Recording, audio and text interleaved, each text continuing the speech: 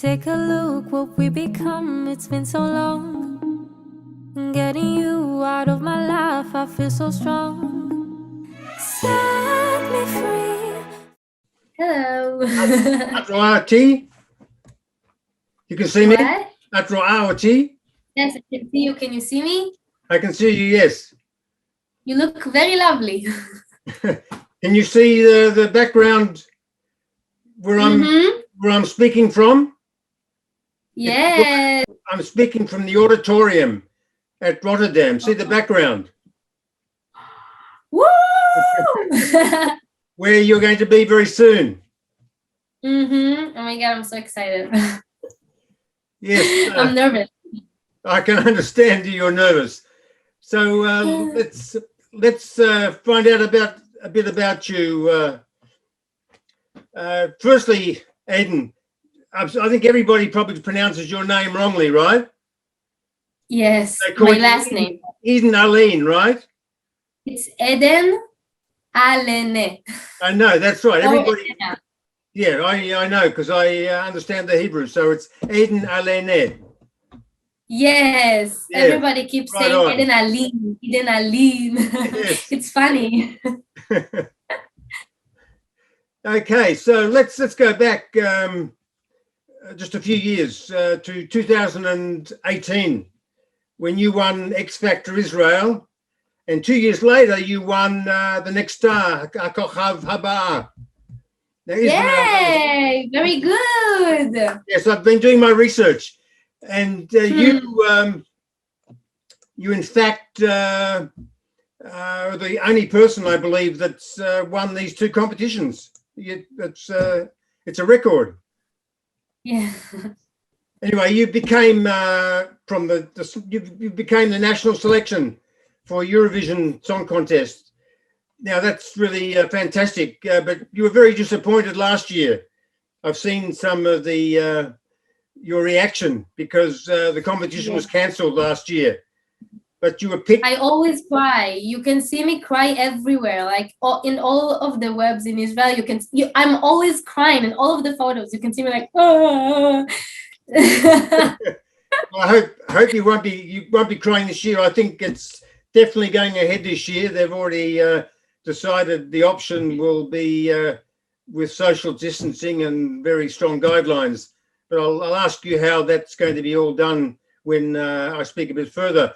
I wanted to ask you about your song last year, You Libby, which I really liked, My Beloved. How was that song chosen? Was it by a competition asking Israelis to pick the song? How did that song get selected? It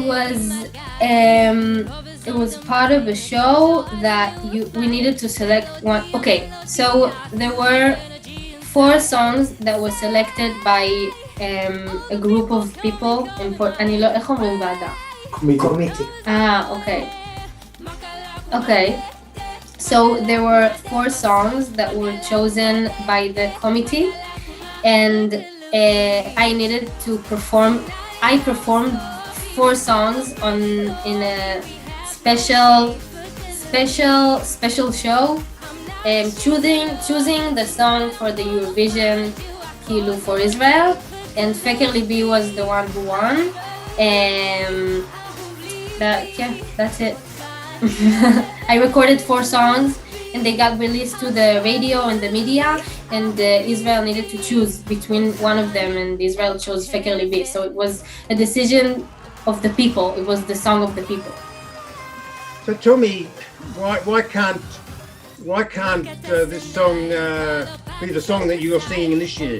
Did it have to change? Did you have to sing something different this year than you were going to sing last year? Because it was in the rules of the Eurovision. We couldn't take the song from last year to this year. We needed to replace it. Every country did. Okay. It was a bummer because I really wanted to sing it. I really enjoyed the song. I liked it. Everyone did. Well, but I also love Set Me Free, don't get me wrong, okay? I really love Set Me Free. No, I loved it, I think, because there was going to be something special about it, because what we're going to see is, for the first time, a song with your original language, Amharic, was going to be part of the lyrics, and a bit of Arabic as well. And the people dancing with you were all dark complexion too. The whole crew, the whole performance outfit was was very tightly knit. We kind of played on that, on me being an Ethiopian in Israel, of me an Ethiopian representative of Israel. It didn't happen. It was the first time that something like this happened. It was amazing, but you have to move on, As Mala sort. Now there's a different song, okay, we're doing in this year that you're singing, and of course it's Set Me Free, and this song was chosen as well by nominating songs, and the people of Israel picked it, didn't they? So you're going to sing this song. Tell us a little bit about this song and how you identify with the song you're singing this time. I love the meaning of the song. That it means, it's the name of the song. It set me free. Like you can. I really, really want, when people hear the song, it's what happens to me when I sing it and hears it, like for a few seconds, to be free of their problems or anything that makes them feel nauseous, or I want them to be free. And that's the meaning of the song. And it also came after the COVID-19, and everyone was staying in their homes and couldn't go out. We had a lot of quarantines, and I really want everyone to be set free. It's a nice message. I really loved it. Now, I'm a free person. The thing about you, though, Eden, is that you're a very young person. Actually, I've been doing programs like this one for a number of years. I think you're the youngest person I've ever had the opportunity to interview, and I know that you're going to turn 21 just in 3 days' time when you're in Rotterdam. So yes, I am. I'm legal in the US. Yay! So the song has lyrics like I'm feeling in prison, I'm in my bed so lonely. It's about somebody who's had a relationship and is breaking out of a bad relationship. I don't think this is you've ever experienced this. You can take it to that place, but you also can take it to I don't want people, when people hear the lyrics, to think that I sang it on someone. I sang it on everything. I mean, I felt in prison in all of this COVID. I felt terrible. And it's not about just leaving my house. It's about all of the thought I had in my head. I just wanted to get free of them. And that's what I want people to understand. It's not just about someone. That's what I like in English. If you say you, or if you say it can be a girl, a boy, or anything in the world. In Hebrew, when you say at, like you, it's in boy or a girl. So it just feel free. It's, even though it's sad or bad, or when you feel hurting, hear the song and get an inspiration to stand up and feel free, dance, move, scream. That's what I want to give the audience, this feeling of feeling free. And you see it on the stage, and you understand when you see it on the stage, you'll understand.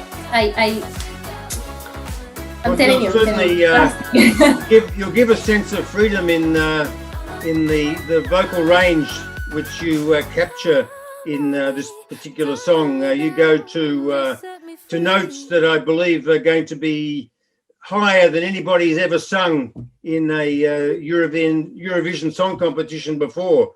Your vocal range is quite amazing. Thank you. Where you're going to get. I work at it a lot. Yes. So with the song that you have, it's actually been revamped, hasn't it? You did a original version, and then you did another version. Is that right? You've changed the version a little bit Yes, to bring it to yes, we more changed it. oomph? The first version, I wasn't included in the making of the song. I just um recorded it after it was chosen. Kilo, after the 3 songs were chosen. And I thought it would be very important to me if I'm singing it in this big competition, I needed my voice to be heard also.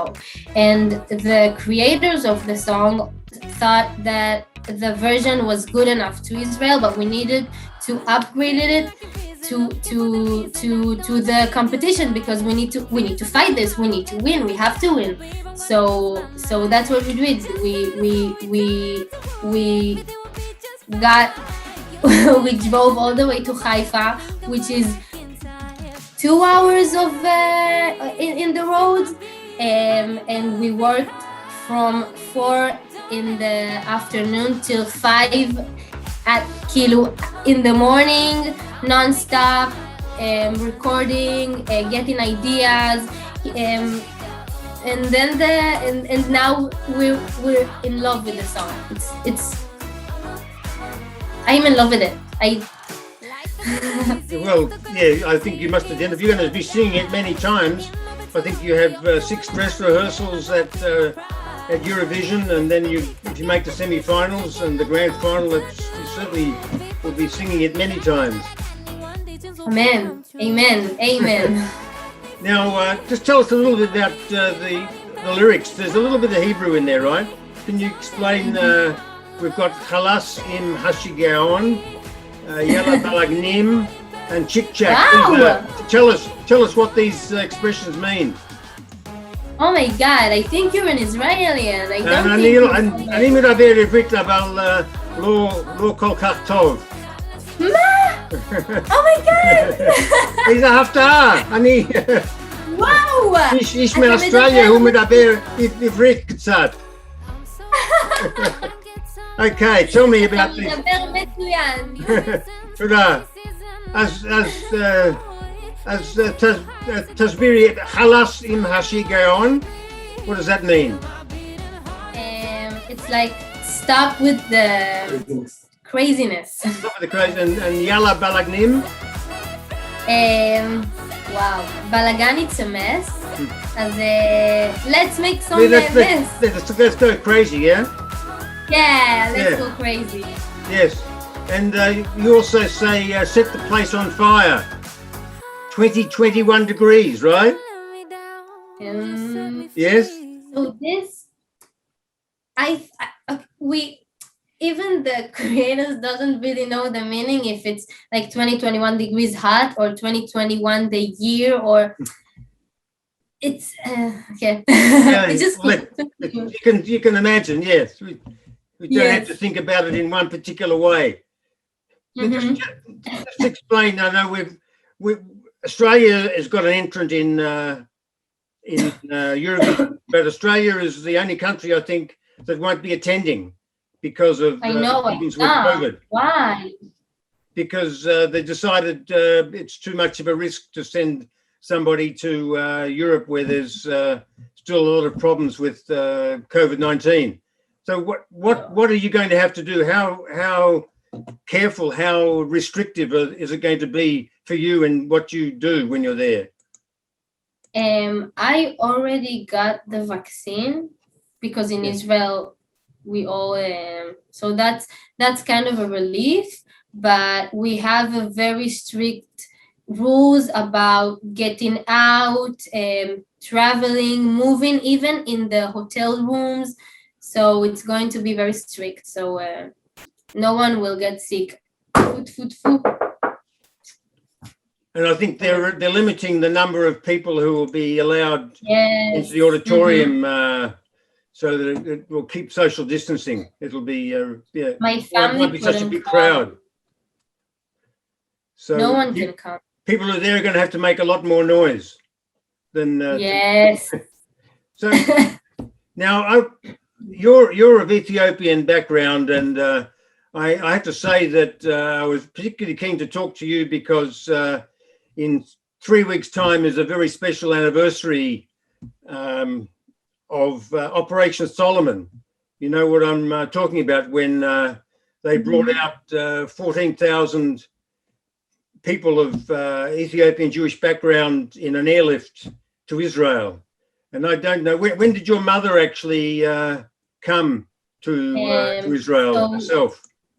My mom weren't a Jew. She converted after she did an aliyah. After she came to Israel, she converted here. Okay. She wasn't part of the all of those operations, but all of my friends, their parents are part of it. All of my Ethiopian friends. There's a mixture between the Ethiopians here in Israel, which no one really knows, or you have a lot of Christian Ethiopian here and Jew Ethiopians, and you have Ethiopian that are Muslims. I'm a Jew, but my mom weren't, and then she converted, and then I was born. So she now is a Jew, and I'm a Jew, and also my aunt is a Jew. But I have a family in the U.S. and in Ethiopia who's Christians. So. Okay, so you feel a connection though with the Ethiopian community, don't you? Of course. Yes. I'm Ethiopian. I mean, it's wonderful. I celebrate all of the holidays, the Sig and everything. Yes, you connect with it all. It's really wonderful. I mean, Ethiopians are 2% of the population. I have a lot of sides. I have the Jew side. I have the Christian side. I'm a mixture of both. Yes, but most of all, you're Israeli. Yeah, a lot. I'm an Ethiopian. I'm an Israeli Ethiopian girl. That's what I am. Now, with you're currently serving in the IDF, aren't you? No, You finished? I got released. I got released. I ended my service. The service now it's. So you have you while you were in the IDF, you were playing in a band and singing in the choir, weren't you? Yes, yeah. But with Shava Gamarnu, it's all over, yes? Zeu, gamarnu, finito. It was fun. So what's going to happen, Eden, when Eurovision is all over and you've got your whole life ahead of you? What have you got planned to do with your career? I really want to. Okay, first of all, I'm going to continue working on my album and songs and my career here in Israel, but I really want to take this opportunity to move overseas. I don't know, try. Yeah, I think if you travel and you'll get a lot of good experience, which will help you. I know I'm particularly interested because you had a background in ballet. You may not. Yeah, wow. And so no doubt you're a good dancer. I have to confess that I used to be a dance performer myself. You wouldn't believe it, but I still do Rikudayam Israeli. You look like a dancer. I still do Israeli dancing, and I love my dancing. There's no doubt about it. So you're going to bring dancing back into your career in some way, do you think? Yes. Now, I think that the Eurovision opened this door again for me to dance again. I stopped dancing because I started focusing on my singing career. So I needed then to put it aside, and now I see how it can go together. So now I'm really focusing on singing and dancing together, like really, really hard. I'm working every day. I sing and run a lot, and I have the dance rehearsals, and I'm always singing while I'm dancing, and it's nice. And I really dance. It's a gift. Yes. Thank you, Eurovision. Thank you. You're so young. You've got your whole life and career ahead of you. I feel so old. I don't know why. Like, I see kids like 2 years beneath, kilo, 2 years under me, and it's like a completely different world. And I'm, oh my God, I'm so old. I don't know how to use that, and I don't know how to use that, and they know everything. Oh my God, and I get scared. Why? Wow. Because I mean, at your age, you've already had so much experience that you're way ahead of what other people would be like at your age. Yeah, yes. Well, I can just wish you Atzlacha, Rotterdam. May you go from strength to strength and have a great competition and come back and hopefully as you travel overseas one day you'll come and see us in Australia. I will. Best- Yo, thank you very much. תודה רבה רבה רבה. אין דבר. Yeah, תמשיך לדבר עברית. Okay, I'll be as we say in Australia, I'll be rooting for you when we watch you on television. All the very best in Rotterdam. Thank you very much for talking to us today. Thank Bye-bye. you. Bye. Bye. Bye. Bye.